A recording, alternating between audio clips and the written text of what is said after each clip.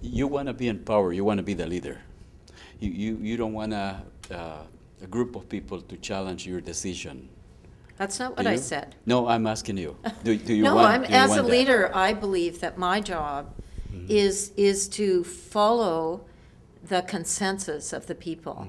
I'm not a person that believes that leadership is one person making a decision. That's the fundamental flaw in our current democracy. We have concentrated all of our power in the hands of the Prime Minister at the federal level and in the hands of the Premier at the provincial level. And those people are not turning even to the people that have been elected. They're turning to a bunch of backroom strategists for their parties who essentially try to ensure that the other parties, the other opinions don't get heard. I'm absolutely, profoundly opposed to that kind of leadership. In my mind, that is not leadership, and it certainly is not democracy. All right. You realize that the more people make decisions, like in HST, people made a decision which was contrary to what the government wanted. So the more referendums we have, the less power MLAs will have, because right now the decision makers are MLAs. They decide for the people. But if you have referendums, you have people making the decisions. So there is a struggle here on power, on decision making between the citizens and the representatives. Do you see that struggle? So how much? I disagree. I don't think it's a struggle. I think HST was a good example. It was a big issue. People wanted to have a voice, and so the government says, okay, we'll have a referendum and we'll respect the views. And that's exactly what happened. They didn't like the HST, so the government of the day revoked the HST and went back to the old system. But I don't think that diminishes my ability to represent my people, because they had a voice. And we did what they wanted, like you say, but I don't think you can run government on a day-to-day basis through referendum. Right, right. So you don't think that there was a struggle there on HST between the government decision and the citizens, the majority of citizens? You don't think there was a struggle there? No, I do not think so. I believe government had a different view. Okay. That's why they brought the HST in. They thought it was a good tax. The people didn't like the tax. We didn't have enough time to truly study it and get it out to the people to look at, and the people were upset with that. Yes. So we said, okay, we'll have a referendum. We did. We listened to them. They said no, so we changed it. So, you know, I believe that was democracy at work, but I mean, the government also responded to that democracy, saying, okay, these are your wishes. We respect them, and we'll move forward. Okay. That the more you let people make decisions, the less you are required to make decisions. Because if everything was run by referendum, if all legislation was decided by referendum, then the MLA doesn't really have the responsibility to make a decision, but rather just to bring the people's will to legislation. Yes, but you have to bear in mind that there's a lot of issues that MLAs deal with, and there's a great mass of information. So the more direct democracy we have, the more burden we're placing on the citizens to get themselves informed about those things. And a lot of people feel that they don't want to be asked about everything. We pay MLA salaries for a reason. They should do a job. And that job is being somebody who informs themselves, consults with citizens, and goes forward and does say, here's my vote. Here's my vote based on what my constituents say. Okay, so you think that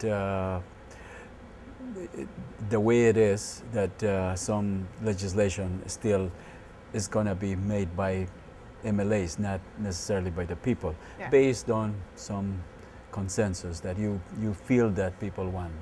Yes. To give an example, a few years ago we had in the legislature a bill called the Resource Roads Act, and it was tabled, and it didn't successfully pass through. And that Resource Road Act deals with a lot of things that affect people in rural communities. It affects the forestry industry, mining, oil and gas. Now, in my riding, in Esquimalt Royal Roads, we don't currently have any Forest Service roads. And there aren't a lot of people who are directly affected by those, or who would really care to make an informed opinion. They see it as not directly related to their life. Should we bother them with voting on that, or should an MLA go and read the information and say, how will this affect my constituents? If it's not going to have an impact on my constituents, then what principles does it uphold? Can I vote for that or not? So I wouldn't want to ask every one of my constituents every question that I would look at as an MLA. No. Sometimes I have to earn my pay. Yeah. The people that live in the rural area where those roads are going through, wouldn't they be interested in participating and saying, yes, we want it, or no, we don't want it? They would be much more interested in that. Yeah, and that's why we need to have public consultation processes. And that's a step down from referendum. And that's still part of direct democracy.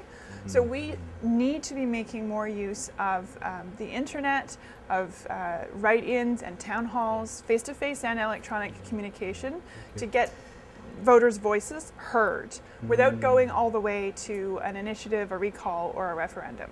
But do you think that the more people decide, the less power you have as an MLA to make decisions? Well, I and would are hope, you afraid of losing that power? I'm not the least afraid of it. I'm not the least afraid of it. In fact, I think you make better decisions when you include people who are going to be impacted by the decision. Yes. I don't think it has to just be through referendum, though.